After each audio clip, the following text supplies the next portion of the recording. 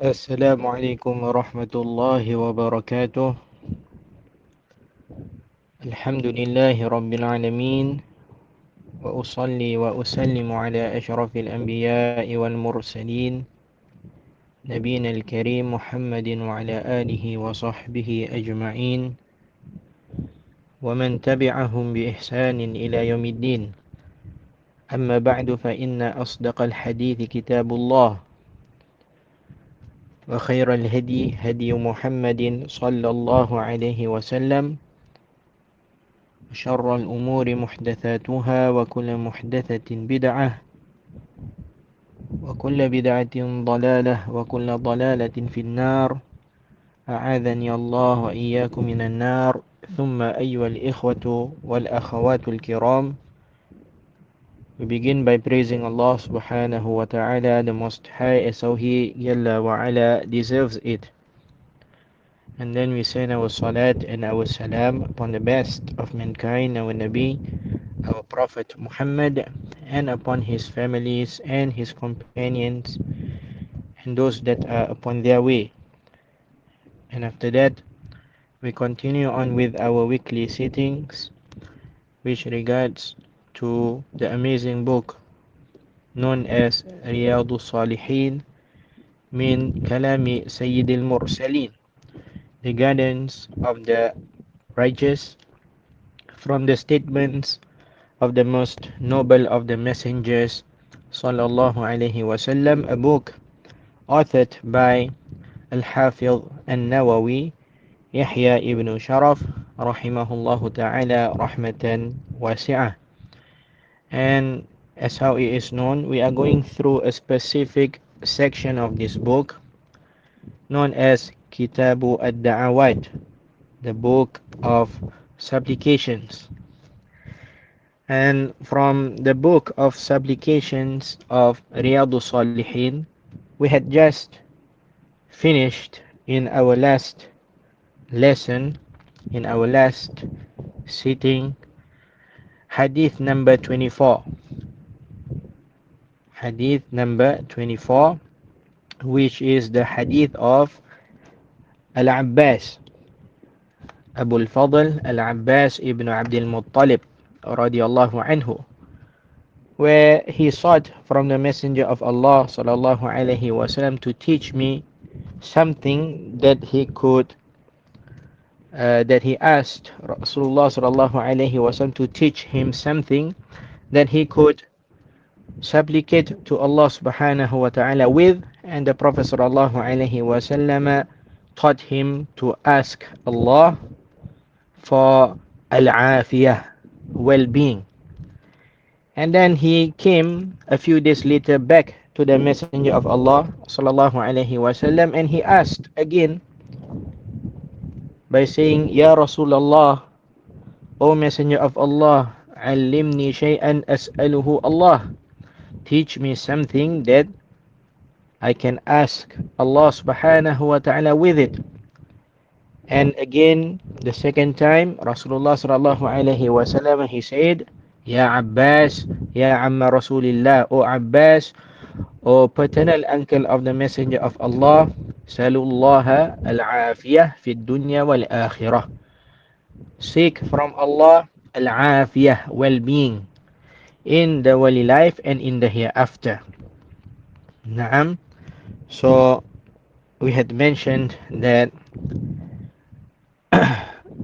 well-being in the wali life and in the hereafter is safety from everything that can harm in the wali life and in the hereafter.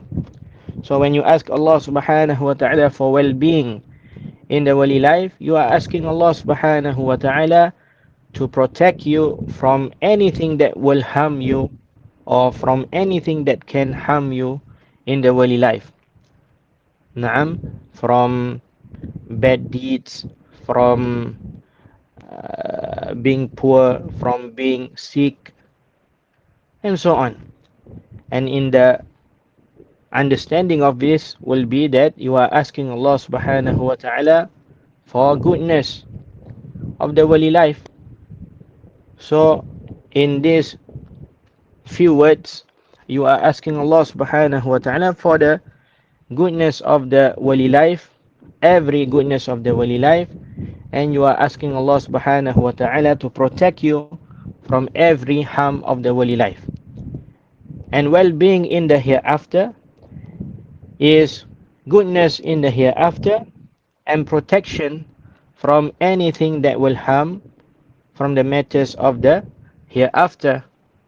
So with these few words, when you ask Allah subhanahu wa ta'ala to grant you well-being in the hereafter, you are asking Allah subhanahu wa ta'ala for everything that is good in the hereafter, from not being punished in the grave, from being able to answer the angels correctly in the graves, from the grave being a garden from the gardens of paradise, to be resurrected upon goodness, to meet Allah subhanahu wa ta'ala upon goodness, to be made easy to cross the bridge, to drink from the pond of the Prophet sallallahu alaihi wasallam al-Kawthar, to enter paradise, to see Allah's face. All of these are goodness of the hereafter. And at the same time, you are asking Allah subhanahu wa ta'ala to protect you from all harms of the hereafter. And if Allah subhanahu wa ta'ala is the protector of you from any harms of the wali life and the hereafter, then who is there that can harm you? Then who is there that can harm you? Now, so this is a quick summary of the last hadith that we had went through, hadith number 24 from the book of supplications of Riyadu as-Salihin. And with this, we shall move on to the next hadith, hadith number 25 from Kitabu ad-Da'awat, from the book of supplications of Riyadu as-Salihin. And it reads, وعن شهر ابن حوشب قال قلت لأم سلمة رضي الله عنها يا أم المؤمنين ما كان أكثر دعاء رسول الله صلى الله عليه وسلم إذا كان عندك؟ قالت كان أكثر دعائه يا مقلب القلوب ثبت قلبي على دينك. رواه الترمذي وقال حديث حسن. Again, وعن شهر ابن حوشب قال, on the authority of Shahr, the son of Hawshab, may Allah have mercy upon him, reported, قلت لأم سلمة رضي الله عنها, I asked, or I said to Salama, whom Allah is well pleased with, يا أم المؤمنين ما كان أكثر دعاء رسول الله صلى الله عليه وسلم إذا كان عندك? O mother of the believers, which supplication did the messenger of Allah sallallahu alaihi wasallam make frequently when he was in your house? قالت كان أكثر دعائه يا مقلب القلوب ثبت قلبي على دينك. Salama radiallahu anha, she replied, the Prophet sallallahu alaihi wasallam would supplicate frequently with يا مقلب القلوب ثبت قلبي على دينك. O turner of the hearts, make my heart firm upon your religion. رواه الترمذي وقال حديث حسن, collected by Al-Imam At-Tirmidhi, who said that this is a good hadith. Naam. So this is another amazing hadith that we will be going through inshaAllah tabaraka wa ta'ala.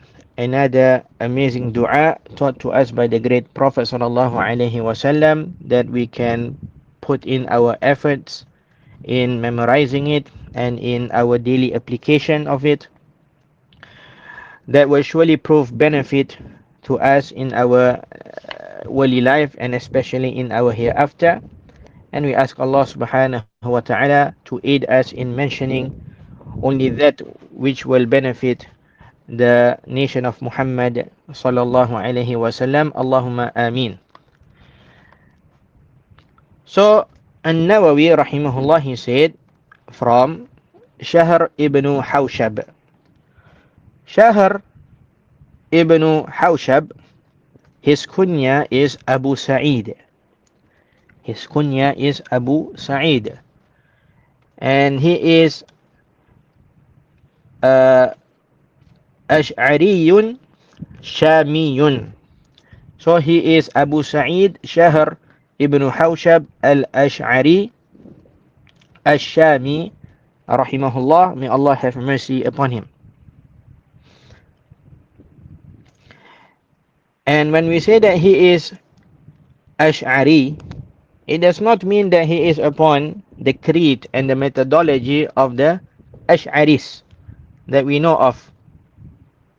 Rather, this Al-Ash'ari is an attribution to him being related to the tribe of Abu Musa Al-Ash'ari radiyallahu anhu, and not to the creed of the Ash'aris, the one that affirmed for Allah subhanahu wa ta'ala only 7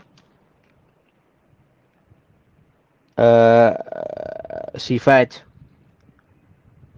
attributes, or 20 attributes. Naam, the one that had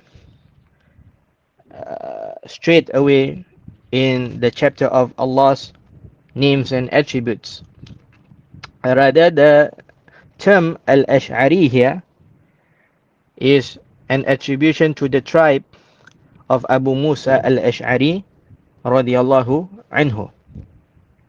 Naam, so this is something that is needed to be highlighted well. Abu Sa'id Shahr ibn Hawshab al-Ash'ari al-Shami rahimahullah, he was a tabi'i. He is from the generation of the tabi'in, which means that he was from the second generation of Islam, still early, still from the early generations, still within the 3 generations that the Prophet sallallahu alaihi wasallam had witnessed for them goodness. And it was the generation that came immediately after the generation of the Sahaba. The generation of the Sahaba.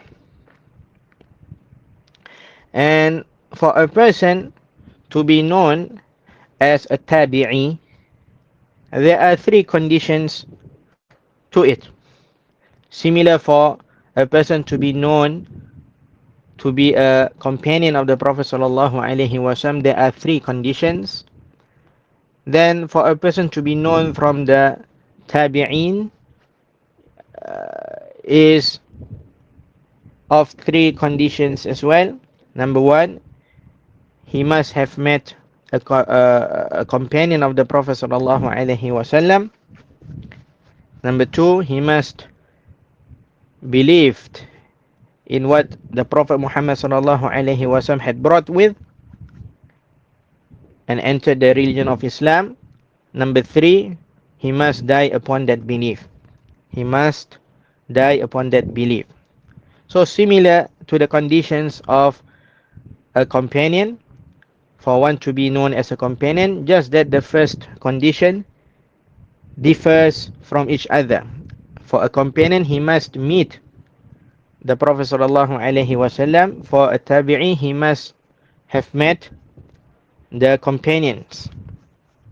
So with these 3 conditions, if they are present in a person, then he is known to be a tabi'i, one whom Rasulullah sallallahu alaihi wasallam had witnessed for their generation goodness.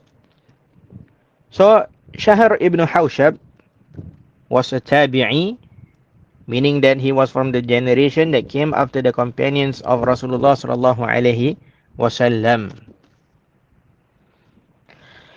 Shahr ibn Hawshab, he reported that he asked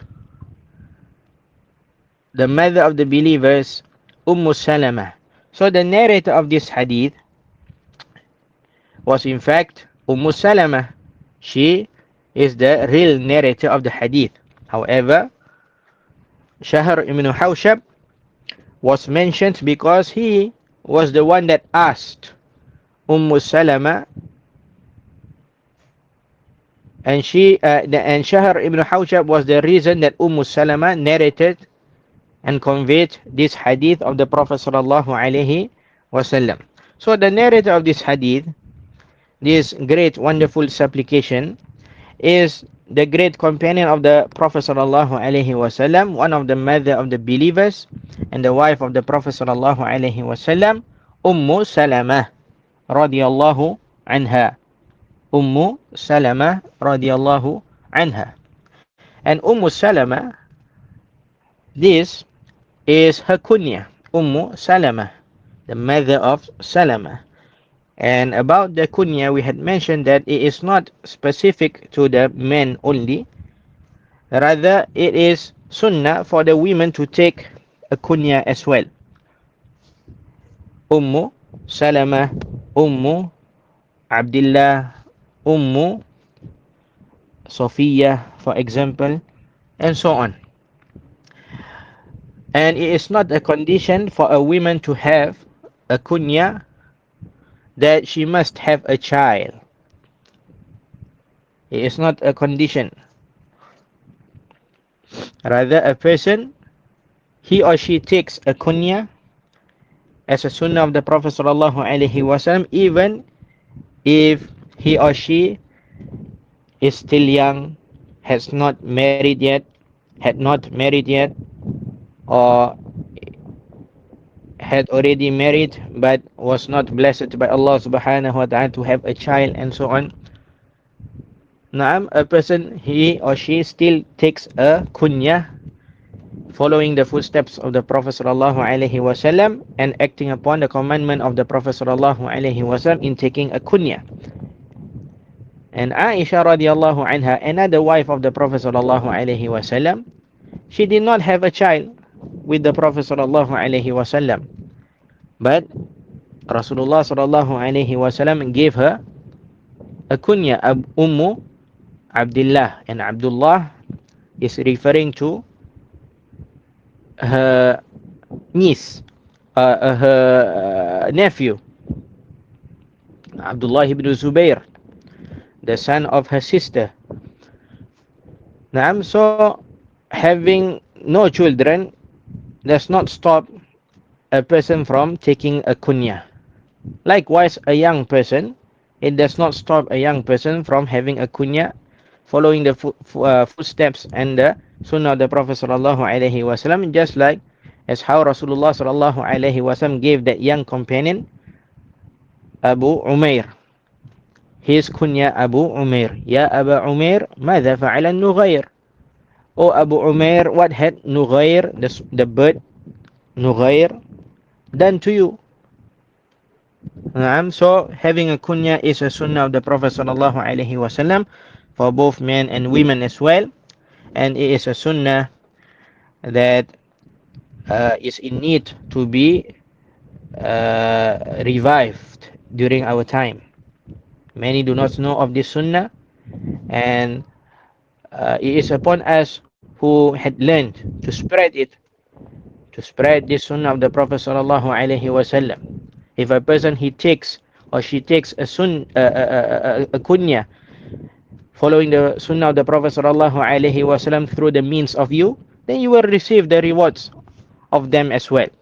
So what a wonderful trait this is, just to make aware of this sunnah of the Prophet sallallahu alaihi wasallam by teaching and by spreading to the people to take up a kunya, and they will have rewards and you will have their rewards as well.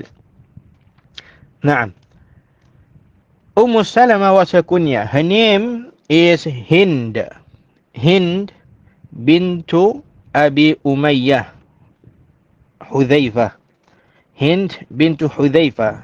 Her father's kunya was Abu Umayyah.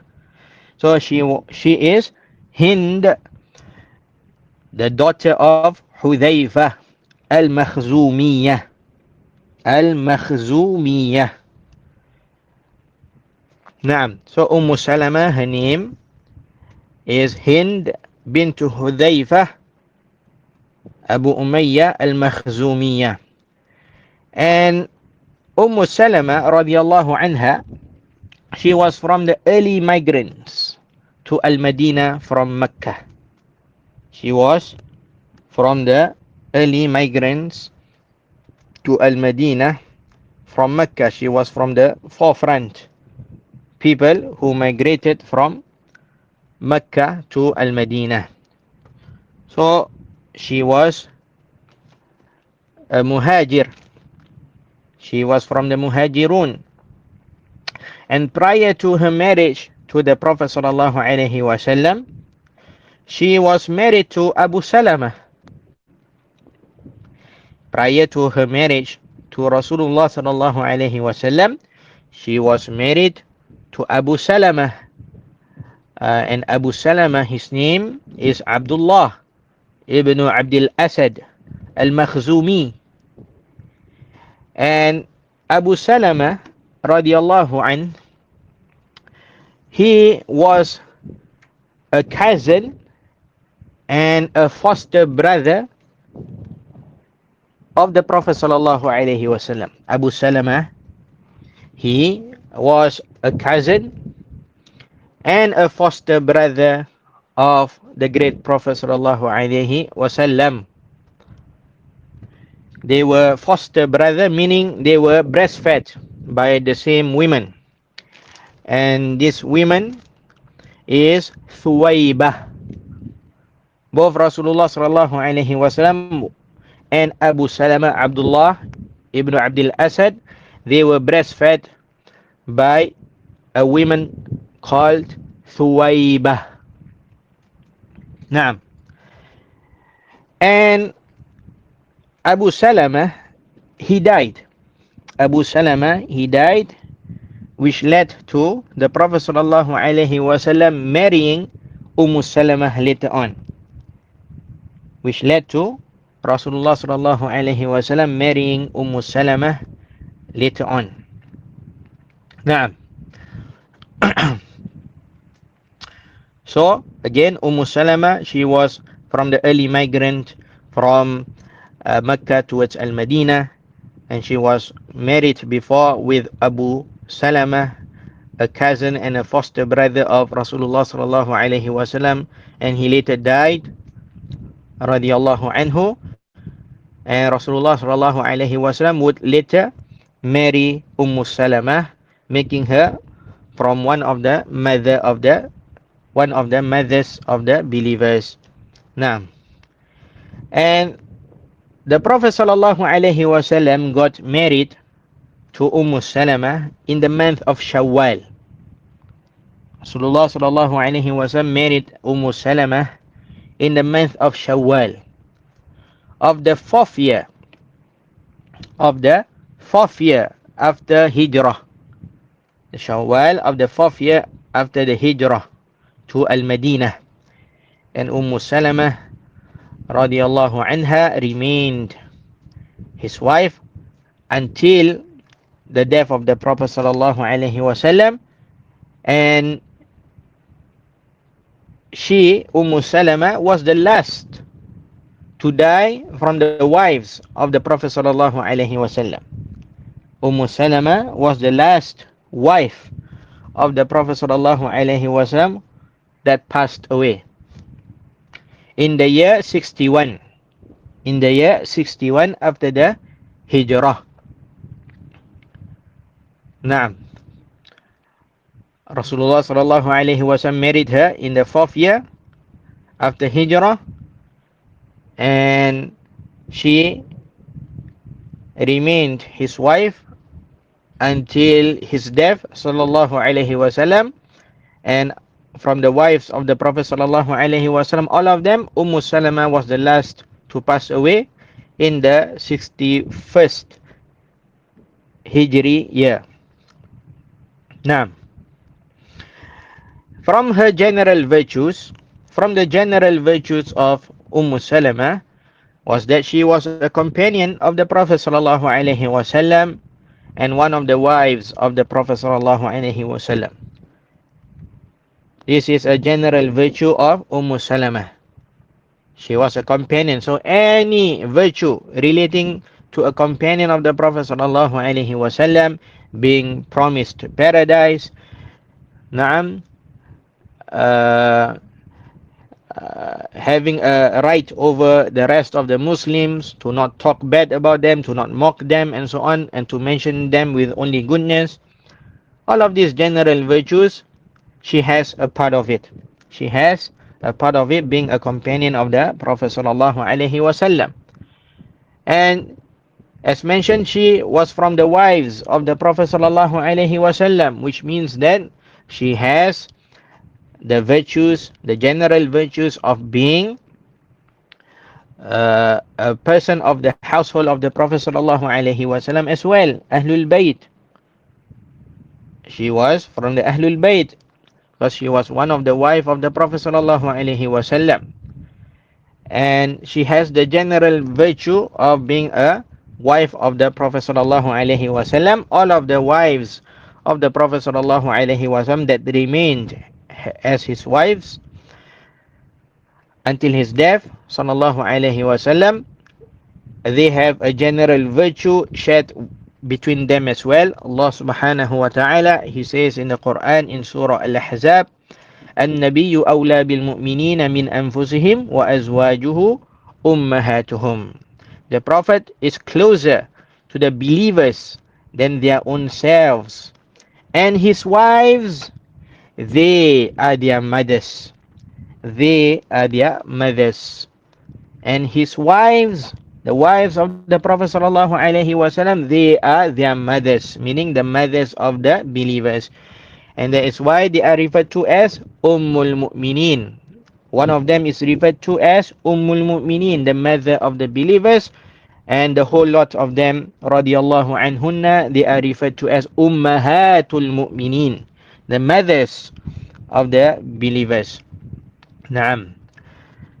So, Salama, from her general virtues as well, is that she was a wife of the Prophet sallallahu alaihi wasallam, and she was one of the mothers of the believers.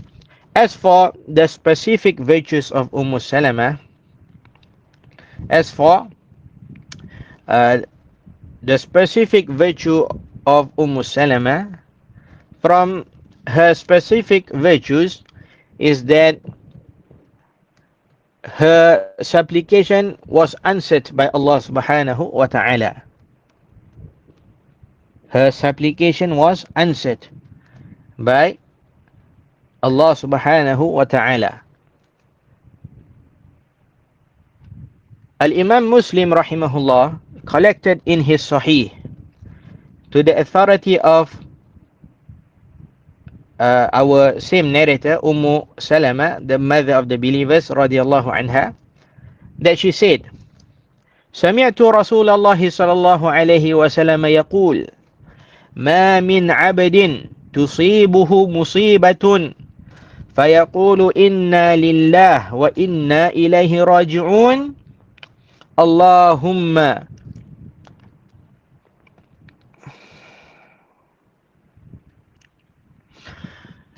اللهم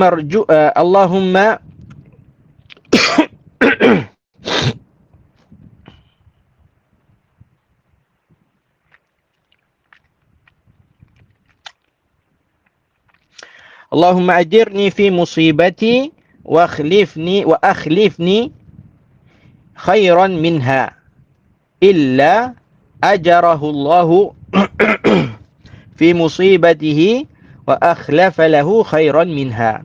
I heard the messenger of Allah saying, there is no servant who suffers a calamity and he then says, Inna lillahi wa inna ilaihi raji'un. We belong to Allah and to Him we shall return. Allahumma ajirni fi musibati. O Allah, reward me for my affliction. Wa akhlif li khayran minha. And give me something better than it in exchange for it. Illa ajarahu Allahu fi musibatihi wa akhlafa lahu khayran minha. Except that Allah will give him reward for his affliction and would give him something better than it in exchange. Except that Allah would give him something better, that except that Allah will reward him for his affliction and would give him something better than it in exchange.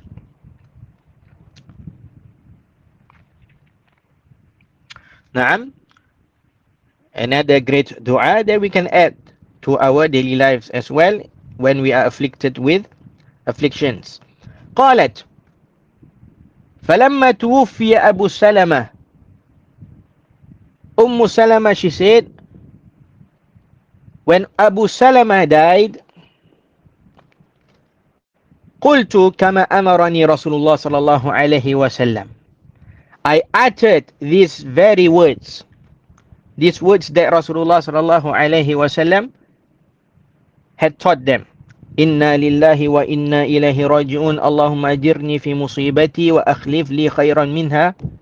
This dua, we belong to Allah, verily we belong to Allah, and verily to Him we shall return. O Allah, reward me for my affliction and give me something better than it. I said this word, Salama, she said, Kama amarani Rasulullah sallallahu alaihi wasallam, as I was commanded by the messenger of Allah sallallahu alaihi wasallam. فَأَخْلَفَ اللَّهُ لِي خَيْرًا مِنْهُ. Rasulullah sallallahu alaihi wasallam. Salama, she said, when Abu Salama died, I uttered these words that Rasulullah sallallahu alaihi wasallam had commanded me to say. So Allah replaced me better in exchange than him, better than Abu Salama, that is the messenger of Allah sallallahu alaihi wasallam. Naam. So Allah answered her supplication. Here in this hadith we find that Allah subhanahu wa ta'ala, He answered the supplication of Salama, and Allah replaced her previous husband Abu Salama with a more virtuous man as a spouse. That is Rasulullah sallallahu alaihi wasallam, Muhammad ibn Abdullah.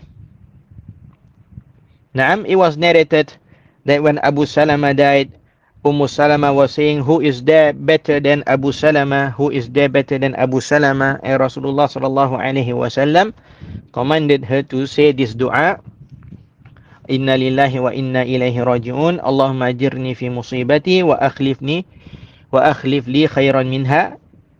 And when she said those words and she supplicated to Allah subhanahu wa ta'ala with those words taught to her by the great Prophet sallallahu alaihi wasallam, Allah answered her supplication and Allah replaced her loss with someone much better and virtuous than her previous husband Abu Salama, that is the messenger of Allah sallallahu alaihi wasallam.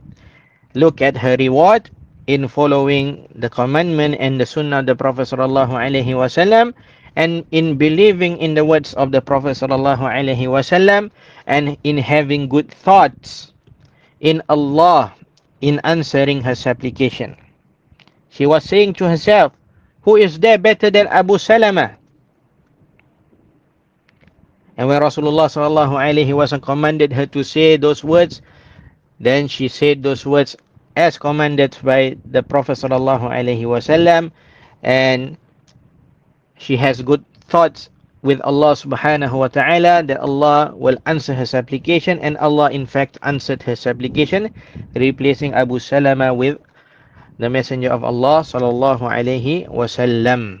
Look at the reward of a person who adheres to the sunnah and the teachings of the Prophet sallallahu alaihi wasallam. Likewise, in our daily lives, a person, barakallahu fikum, when he is afflicted with an affliction, when he or she suffers a loss, then it is sunnah for him or her to say this dua, Inna lillahi wa inna ilaihi raji'un. Verily we belong to Allah and verily to Him we shall return. Allahumma ajirni fi musibati. O Allah, reward me, grant me reward for this affliction of mine. Wa akhlif li khairan minha. And give me something better than it in exchange. This is what has been taught to us when we suffer any affliction or when we had lost something that is dear to us. This is what has been taught to us by the great Prophet sallallahu alaihi wasallam. A person, he says these words and he has good thoughts in Allah subhanahu wa ta'ala in answering. A person must have and must place good thoughts in Allah subhanahu wa ta'ala in answering. Not just saying these words. Not just supplicating to Allah without having good thoughts that Allah will answer. From the means of getting your supplications answered is that you have good thoughts in Allah that Allah will answer. Naam, so from the specific virtue of Salama radiallahu anha is that her supplication was answered by Allah subhanahu wa ta'ala. Her supplication was answered by Allah subhanahu wa ta'ala. طيب, so the hadith, the narration, it says, Shahr ibn Hawshab rahimahullah said, reported, I asked Salama, whom Allah is well pleased with, O mother of the believers, which supplication did the messenger of Allah make frequently when he was in your house? This, as mentioned, that Shahr ibn Hawshab was a tabi'i. So following the good manners that they had experienced and learned from the previous generation, the generation of the Sahaba, the generation of the companions, most of the tabi'un, they are always eager and hungry and thirsty for knowledge and goodness, just like the companions of the Prophet sallallahu alaihi wasallam. And not only that, not only do they have this zeal and passion for knowledge, for goodness, the tabi'un, they would take knowledge from the right sources as well. They would take knowledge from the right sources as well, and they are not dependent on themselves. And they are not dependent on themselves. Naam. And likewise, meaning they did not depend on themselves. The tabi'un, they were good in the Arabic language as well. They are close to the companions in generation, in time. So they were good in the Arabic language as well. And they are strong in their religion as well. But this does not bring this tabi'i Shahr ibn Hawshab to say, my language is strong, so I will supplicate to Allah with beautiful words and beautiful sentences that I can make up on my own, or that I had derived from the companions on my own. Rather, they would go to a companion of the Prophet sallallahu alaihi wasallam and they would say, teach me something that the Prophet sallallahu alaihi wasallam had taught you with. They would take knowledge from proper sources. They would take knowledge from proper sources and they would not depend on themselves. A great lesson for us all. And likewise, the tabi'un, they inherited the goodness of good manners from the companions of the Prophet sallallahu alaihi wasallam. Look at how Shahr ibn Hawshab would address Salama by using her honorary title, Mother of the Believers. Ya Ummul Mu'minin, O Mother of the Believers. Look at how wonderful and beautiful his language is with the person of knowledge, with a person of status, calling her by her honorary title, Ya Ummul Mu'minin.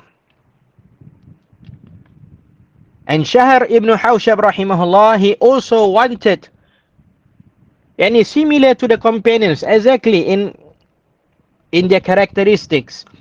Shahr ibn Hawshab rahimahullah, he also wanted to get the very best deed of the Prophet sallallahu alaihi wasallam. Just like the companions, they wanted the best deeds of the Prophet sallallahu alaihi wasallam. Likewise, the tabi'un, this is what they had seen from their teachers, from their scholars, from their leaders. They had seen beautiful things and they mimicked. They mimicked. And this is, barakallahu fikum, the importance of attending lessons in person. That you see the characteristics of your teachers. And then you mimic them. As how the tabi'un, they had seen something from the companions and they mimicked them in it. That is why, barakallahu fikum, if a person he has not learned in person with a sheikh, with a teacher, you will find him having the worst of behaviors, worst of manners. He depended on himself in knowledge, and he has no manners. He lacks of manners. Because he did not experience it, he did not see it. There is nothing for him to mimic.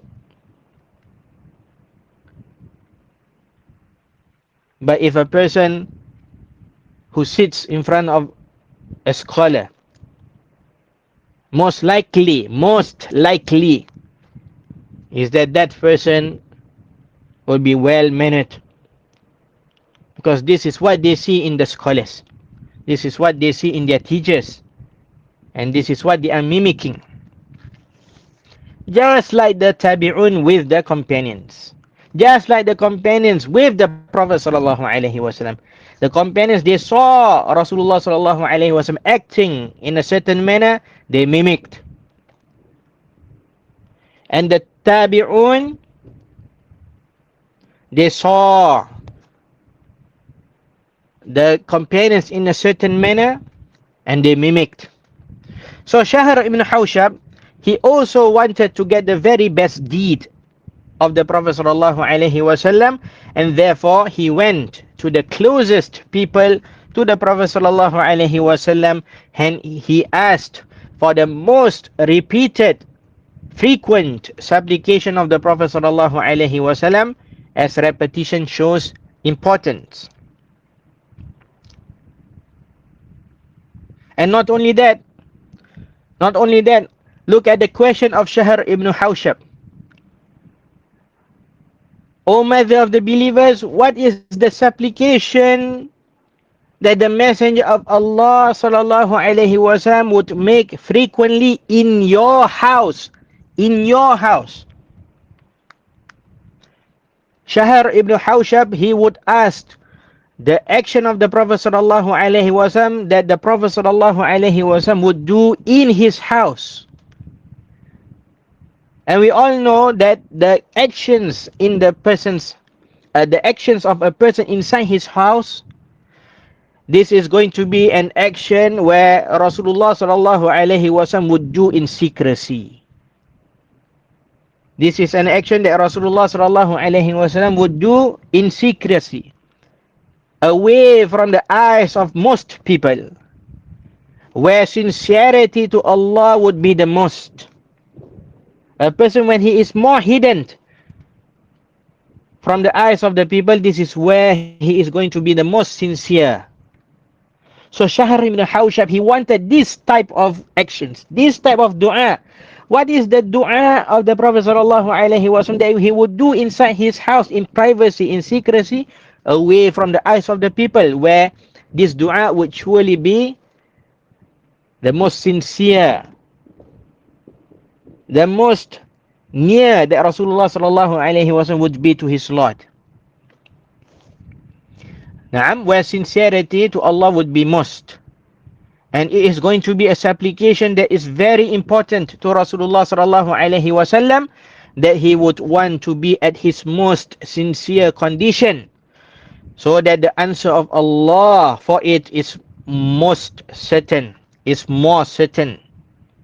Although Rasulullah sallallahu alaihi wasallam is a person whose supplication is answered, but this is a manner of teaching his nation. Shahr ibn Hawshab, look at the mindset of him, look at the mindset of his, and look at the intelligence of his. He would go to the wife of the Prophet sallallahu alaihi wasallam, as how we know, the wife of a person is the most closest to a person. She would know the secrets of the person, the hidden movements of the person, the hidden statements of the person, where outside people would not know. So Shahr ibn Hawshab, he wanted this special dua that Rasulullah sallallahu alaihi wasallam would make inside his house in secrecy, away from the eyes of the people, where he is in a condition most sincere to Allah subhanahu wa ta'ala, where the answer of this supplication is more certain, having more probability of it being answered, and so on. Shahr ibn Hawshab wanted this supplication from Salama, for Salama to teach him from the things that she had heard the Prophet sallallahu alaihi wasallam had said. Naam, so look at the Tabi'un. This was their mindset. It is most probably that he had learned this from the companions themselves. Naam, as how we find and we read in many hadith that the companions, they themselves would go to the Prophet sallallahu alaihi wasallam and ask Rasulullah sallallahu alaihi wasallam what to say in the sujud, what to say inside the house, what to say in the night prayer, what to say between the takbiratul ihram and the al-Fatiha.